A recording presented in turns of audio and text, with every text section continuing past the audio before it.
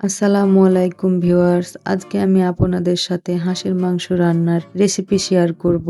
এভাবে হাঁসের মাংস রান্না করলে হাঁসের মাংসের মধ্যে যে একটা বাজে গন্ধ থাকে সেটা থাকবে না। এখানে আমি একটা পাতিল বসিয়ে নিয়েছি। আমি এখন পরিমাণ মতো সরিষার তেল দিয়ে দিব।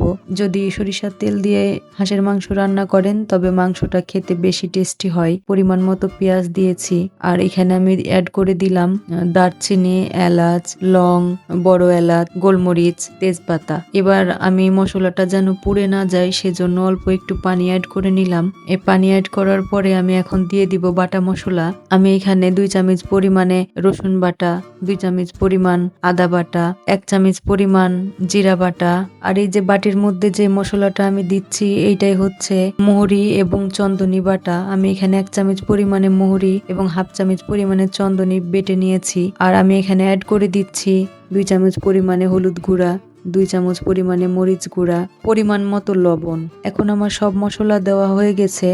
এ পর্যায়ে আমি অ্যাড করে দিব একটু পানি। মশলাটা ভালোভাবে কষিয়ে নিব। আমার মশলাটা ভালোভাবে কষানো শেষ। এখন আমি অল্প অল্প করে হাঁসের মাংসগুলো পাতিলে দিয়ে দিব। মৌরি এবং চন্দনী ব্যবহার করলে হাঁসের যে বাজে গন্ধ থাকে সেটা আর থাকবে না। এই মশলাটার ব্যবহারের ফলে মাংস থেকে একটা সুঘ্রাণ আসবে। পাতিলে মাংস দেওয়ার পরে মাংস থেকে হালকা একটা ভাপ আসবে, তারপরে ঢাকনা দিয়ে ঢেকে দিবেন। ঢাকনা দিয়ে ঢেকে আমি 10 মিনিট জাল করে নিব। এই পর্যায়ে আমি ঢাকনাটা খুলে ফেলবো। একটা নাড়া দিয়ে আবারও ঢাকনা দিয়ে ঢেকে দিব। শীতের সময়ে হাঁসের মাংস খেতে অনেক বেশি মজা লাগে, তাই আপনারা এই শীতের মধ্যে একবার হলেও হাঁস রান্না করে খাবেন।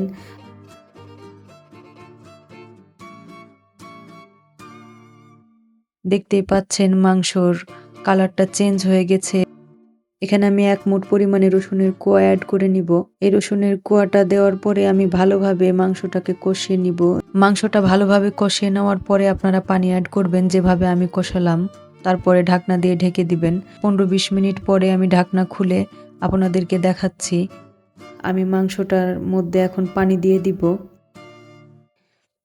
এই যে দেখেন আবারও তেল বের হয়ে আসছে, কিন্তু এই পর্যায়ে আমি আর পানি অ্যাড করব না। আমার মাংসটা সিদ্ধ হয় নাই, এজন্য আমি আবারও ভালোভাবে কষিয়ে নিব এবং এই 2 বার কষানোর জন্যই মাংসটা খেতে এত টেস্টি হবে।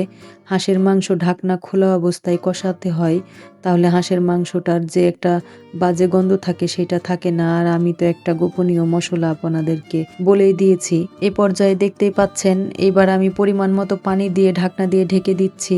আমার কষানো শেষ। এবার সিদ্ধ হয়ে গেলে আমি হাঁসের মাংসটা নামিয়ে নিব। দেখতেই পাচ্ছেন হাঁসের মাংসটা কত সুন্দর একটা কালার এসেছে এবং ভালো মতো সিদ্ধ হয়ে গেছে। এই গরম গরম হাঁসের মাংস ভাত এবং চালের রুটি দিয়ে আপনারা পরিবেশন করতে পারেন।